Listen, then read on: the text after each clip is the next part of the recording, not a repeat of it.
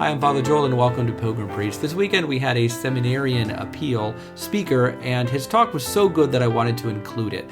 He talked at the beginning of every Mass. You'll hear his reflection first, followed by my homily, which obviously came later. But thank you, Logan, for your witness of faith. God bless you.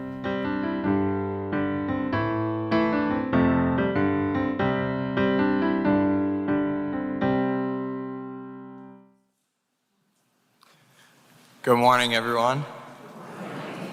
As he said, my name is Logan Shallow. I'm from St. Anne's Parish in Lena, which is about 50 minutes southeast of here.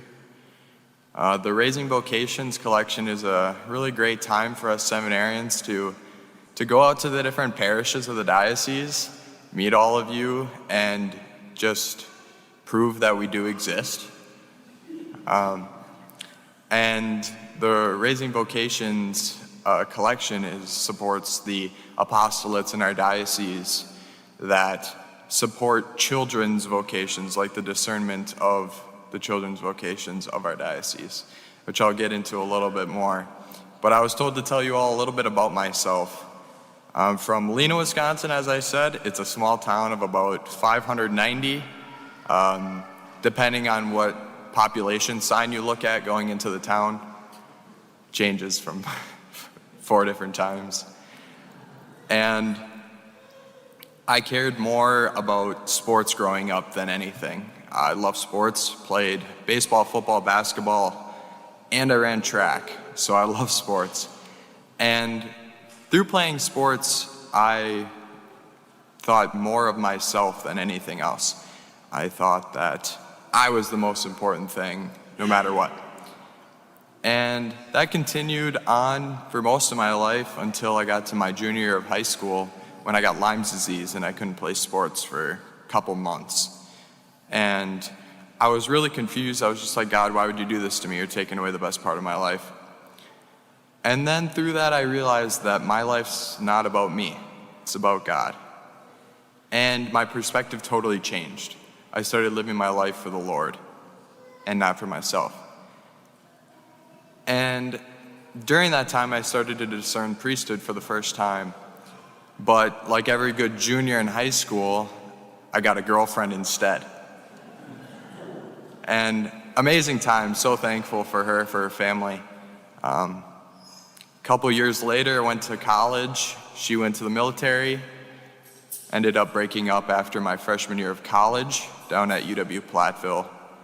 And eventually just realized once again just my love for Jesus. I told myself that I was going to go to Mass every single day my sophomore year of college. And the Newman Center there, amazing group of guys. And I found just a deep love for the Eucharist at that Newman Center, going to Mass every single day and praying following Mass. And I realized that I never wanted to go another day without receiving Jesus. So I, discerning seminary again, joined the Kairos year. The Kairos year is the first year of seminary formation. We call it the Kairos year because the real term is propedeutic, but no one knows how to spell propedeutic. So we simplified it and made it Kairos. And the Kairos year is a time in our diocese. We do it in home. Most places do it at the seminary. Just to pray and discern, get to know the diocese, and get to know the different groups and the people of our diocese. So I got to experience all of those apostolates that I was talking about a little bit earlier this year. Some examples are Camp Tekakwitha by Shawano, Catholic Youth Expeditions in Door County, and then a couple Newman centers, UW Oshkosh, UW Green Bay. And I got to experience just the great joy that the children experience at these places, and the young adults as well. These places are helping kids to find out who they are in the Lord's eyes, which is so beautiful. There's nothing like the joy that comes with following the Lord and His will for you. And their faith at such a young age is inspiring to me, coming from having no faith pretty much until my junior year. It's inspiring to see the faith that these kids have. because of the influence these apostolates have had on their lives and their families have had on their lives. And it's such an amazing example of the joy that we're called to live, to see them live out their vocations as they figure out what they're called to do from the Lord, which wouldn't be possible without these places. And these places wouldn't be able to help the children without you, without your prayers, without your contributions. We thank you so much for all you have done for them, for all you've done for us, for what you've done for me. Know I'm praying for you. Please pray for me as well. Please pray for the apostolates, for the children. And thank you so much. Have a great rest of your Sunday.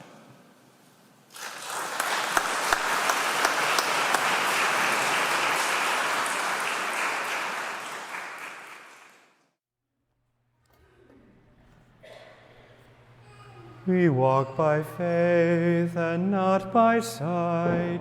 No gracious words we hear of him who spoke as none e'er spoke, but we believe him near. Hymn number 500 in your Heritage Missal, easy to remember, is actually a poem that was originally written by an Anglican pastor, Reverend Henry Alford, who died in 1871. And these words encourage us that we are meant to walk by faith and not by sight. When we talk about faith, we sometimes think that we might be believing in things just because they're nice or comforting or helpful. I think we can fall in the trap of thinking of faith along the same line as fairy tales, that we have this book that tells a bunch of nice stories. And those nice stories make me feel good when I read them or think about them. And so faith is therefore kind of an illusory thing, a thing that is there just for comfort, just to make sense of my life. Maybe some atheists think that Christians exist because they can't handle the brutal reality of the world that we live in, and so we invent faith in order to survive. And of course, we know many people that don't have much faith, or that have faith in themselves, or that believe in different things than we do. And so faith can sometimes feel very subjective. But the Bible is clear that faith is not about making something up. It's actually about seeing the world as it really is. The world as it is not just a bunch of matter and energy.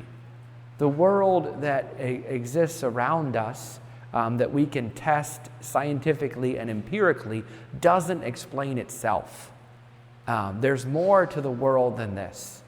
And when we only see the physical, when we only see the material, when we only see the world bounded by time and space, we are missing so much of what human existence means, of where we come from, where we're going, and the meaning and purpose in life.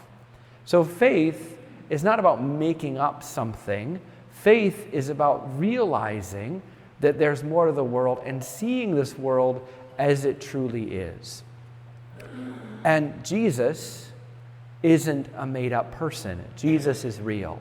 Not only was he a real person who really lived, really died, and really rose from the dead, but Jesus continues to be real, and he offers real help, real answers to prayer to real people in the real world today. Jesus is real.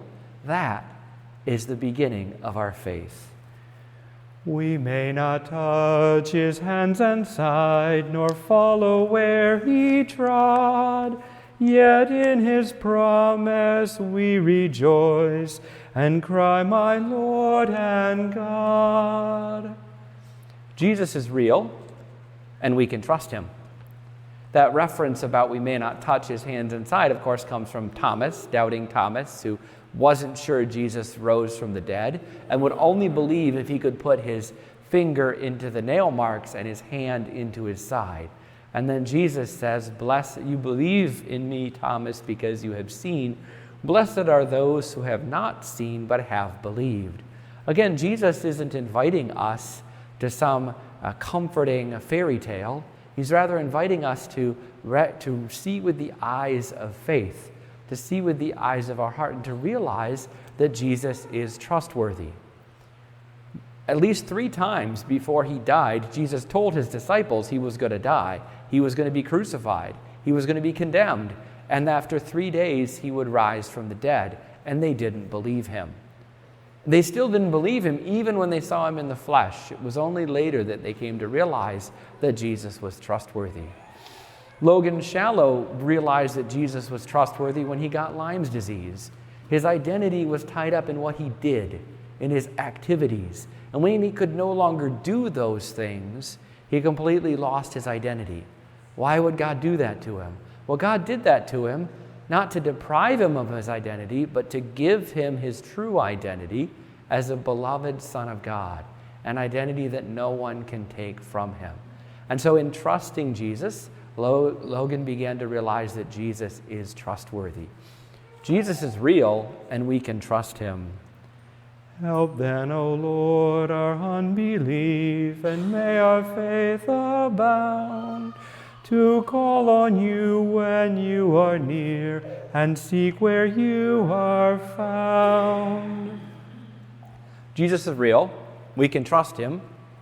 Walk with me, he says. By faith, Logan Shallow ended his relationship with his girlfriend. By faith, he began to come to Mass each day. By faith, he began to pray a holy hour. By faith, he began to develop a relationship with Jesus. By faith, he decided to sign up for the Kairos year, a year of sort of purification and preparation for seminary studies. Part of that program is a poverty immersion. He and another guy were given $50 and sent to Detroit.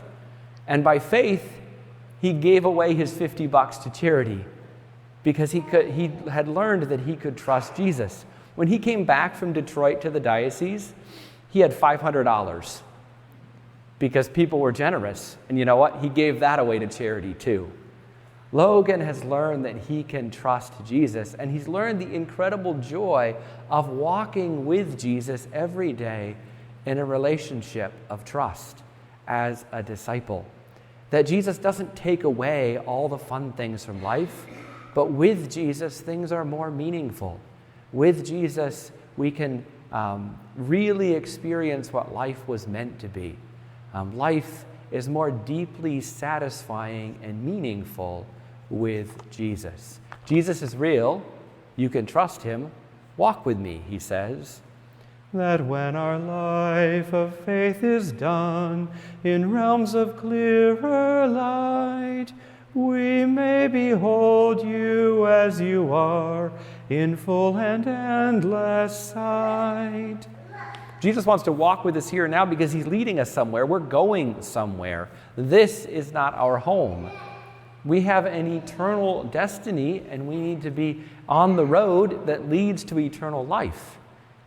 So Jesus wants to lead us to heaven. And that doesn't mean that we don't care about the things here and now, but it means that the things here and now are passing away. We're meant to use them in a way that prepares us for eternal life. I have a surefire way of predicting the weather in the state of Wisconsin. You know how? You go outside, you look around, and you know for sure what it's not going to be like tomorrow. Because things change, right? If you're going through some challenges right now, I can promise you that they won't last forever. You'll move through them to the other side. If you're experiencing blessings and gifts right now, I can promise you that they won't last forever either. That everything in this world shifts and changes.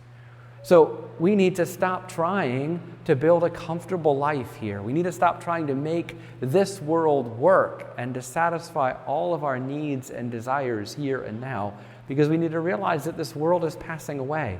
And as beautiful as it is, it's only temporary. We need to live here as pilgrims and not try to build a comfortable nest. You know, faith is not irrational.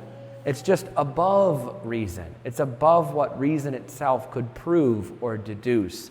But faith is incredibly rational. I mean, look at this. If you believe that God exists and He has an eternal home prepared for you, then the most rational thing would be to be willing to trade the comforts and pleasures of this life for the blessings and graces and security of eternal life. It's actually completely irrational to believe that God exists, to believe that heaven is our true homeland, and then to live for the here and now, to try to hold on to comforts and pleasures and to make life make sense and to work for me right in this moment. That is irrational. Most of us are living irrational lives because even though we know Jesus is real and we think we can trust him, we're not really walking with him, and we're not sure it's going to be worth it to follow Jesus.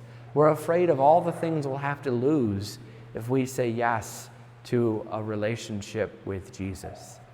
But everybody I know who, like Logan, finally said yes to following Jesus doesn't regret the things they've given up. They regret the fact that it took them so long to figure it out, that it took them this long to stop living for themselves and to start living for God and eternity and for the people around them. When are we going to start walking with Jesus? When are we going to learn to trust him? When will we come to believe that Jesus is real? Jesus is real. You can trust him. Walk with me, he says. You won't regret it. We walk by faith and not by sight.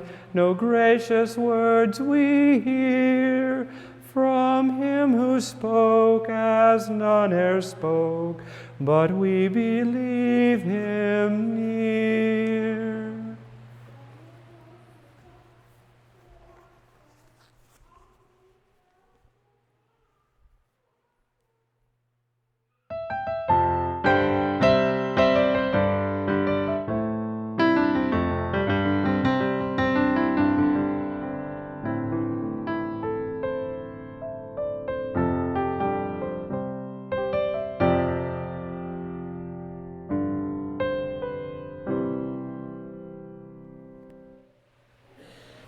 This Friday is the Solemnity of the Assumption of Mary, a holy day of obligation. We have Mass Thursday evening at 6 p.m.